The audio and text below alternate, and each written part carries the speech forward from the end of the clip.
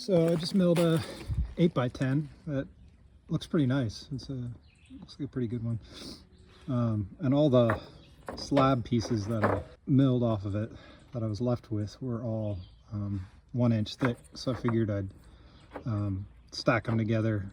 I flipped them up on end and stacked them together and gang cut them on the sawmill to get these 1x1 stickers. I'm going to use these to sticker all the slab pieces that I've got. I need to start stacking those up in an organized way and stickering them and getting them clamped down so they can sit and cure. And most of these are quarter sawn, which is pretty good. That's a good way to do stickers. So I think they'll work pretty well for what I need them for, and would have probably just been scrap otherwise.